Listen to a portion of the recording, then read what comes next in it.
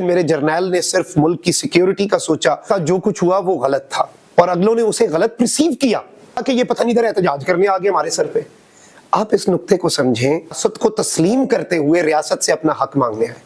ان کے سامنے ایک اور ڈمی، وہ جو ایک کیمپ لگا تھا، ایک کیمپ لگایا گیا، اور وہ اس کے پھر دو حالات ہم نے دیکھے۔ میر کو غدار کہا جاتا ہے، کبھی مارنگ بلوچ کو غدار کہا جاتا ہے، کبھی منظور پشتین کو غدار کہا جاتا ہے، اور آج کل تو پی ٹی آئی والوں کو بھی غدار کہا جاتا ہے۔ کچھ تو مجبوریاں رہی ہوں گی، یوں کوئی بے وفا نہیں ہوتا۔ یہ مشکل ٹائم گزرا ہے۔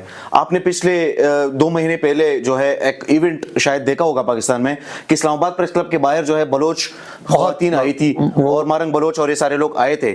آپ اس پر آپ کیا کہیں گے کہ یہ جو ظلم ہے وہاں پر تو برسوں سے آ رہا ہے؟ میں سمجھتا ہوں اس سے اچھا جیسچر جو ہے نا بلوچوں کی طرف سے نہیں ہو سکتا تھا، کیونکہ جب وہ اسلام آباد میں آئے ان کے ساتھ جو کچھ ہوا وہ غلط تھا اور اگلوں نے اسے غلط پرسیو کیا۔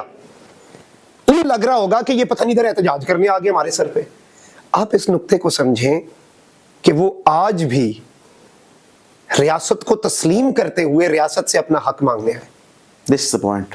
وہ ادھر آ گئے، وہ اسلام آباد میں آئے ہیں، وہ پریس کلب کے سامنے بیٹھے ہیں، بہت سی ایسی تھیوریز جو کہ بہت ایکسٹریمسٹ ہیں ان کی نفی کر کے وہ ادھر آئے۔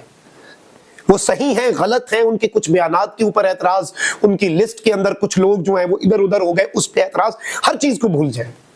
کم از کم ان کی بات کو سننا، اور اس سے بھی زیادہ ان کے سامنے ایک اور ڈمی، وہ جو ایک کیمپ لگا تھا، ایک کیمپ لگایا گیا، اور وہ اس کے پھر دو حالات ہم نے دیکھے کہ اس میں بہترین ہیٹرز، وہ جو آؤٹ ڈور ہیٹرز ہوتے ہیں وہ سب لگے ایک طرف، آپ فیسلٹیز نہیں جانے دے رہے۔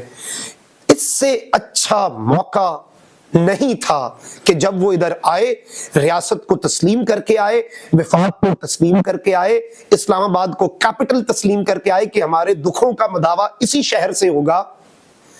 وہ وقت تھا مرہم رکھتے ہیں اور انہیں خالی ہاتھ واپس کوئٹہ نہ جانا لوٹایا گیا۔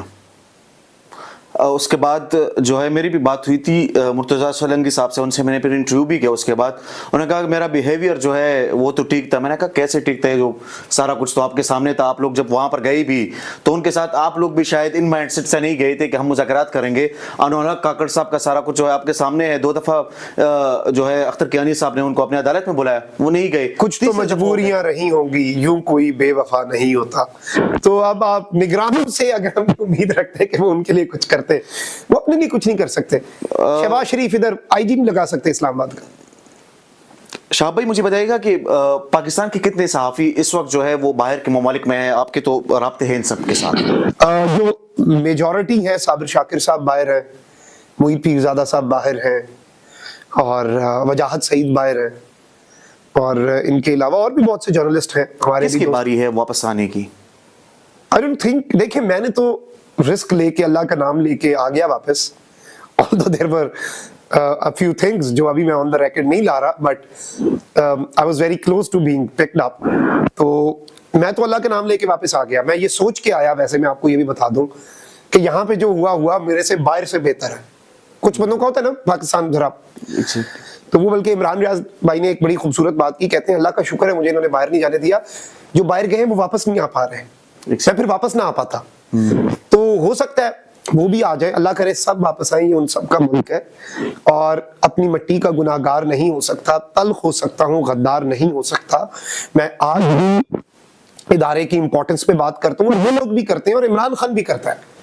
اور جس دن مخدوم شہاب الدین نے صرف صحافت کی، جس دن میرے جج نے عدل کیا، جس دن میرے سیاستدان نے صرف سیاست کی، جو سیاست خدمت کا نام ہوتا ہے، دوسری سیاست نہیں، اور جس دن میرے جرنیل نے صرف ملک کی سیکیورٹی کا سوچا، جس دن تاجر نے صرف اور صرف ایمانداری سے کام کرنے کا سوچا، ہم سب نے اپنے کانسٹیٹیوشنل فریم ورک میں رہتے ہوئے کانسٹیٹیوشنل مینڈیٹ کو مانا، مجھے لگتا ہے ملک ٹھیک ہو جائے گا، ایک دن بھی نہیں لگے گا، ملک ٹھیک ہو جائے گا۔ مختوم شہاب الدین صاحب مجھے یہ بتائیے گا کہ آخری سوال کروں گا کہ اس ملک میں غداری کے سرٹیفکیٹس جو ہے بانٹے جاتے ہیں، کبھی حامد میر کو غدار کہا جاتا ہے، کبھی مارنگ بلوچ کو غدار کہا جاتا ہے، کبھی منظور پشتین کو غدار کہا جاتا ہے، اور آج کل تو پی ٹی آئی والوں کو بھی غدار کہا جاتا ہے۔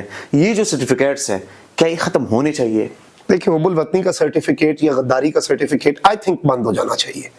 جس نے دیا جو دیا، آئی تھنک جو کچھ پچھلے 2 سال میں ہوا اس نے بہت سے لوگوں کی آنکھیں کھولی ہیں۔ آپ ایک چیز کو مانیں گے کہ ڈیجیٹل میڈیا پہ جو میجورٹی ان لوگوں کو غدار کہا کرتی تھی, یہ ٹرینڈز آپ اسٹڈی کریں, اس پہ ریسرچ کریں, آپ فگرز کے ساتھ بھی آئیں تو آپ کو پتا چلے گا وہی ساری میجورٹی آج اس بات پہ نادم بھی ہے اور ان لوگوں کو پروموٹ بھی کرتی ہے. I've seen TikTok. بہت سی ٹک ٹاک پہ آپ کو تو ٹک ٹاک ایک الگ ہی دنیا نا, اس میں مہرنگ کے کلپس شیئر کرنے والے لوگ ہو سکتا ہے آپ ان کی 2 سال پرانے جائیں ٹائم لائن پہ, آپ کو پتا چلے گا کہ وہ منظور پشتین کے خلاف بات کر رہے تھے, مہرنگ کے خلاف بات کر رہے تھے.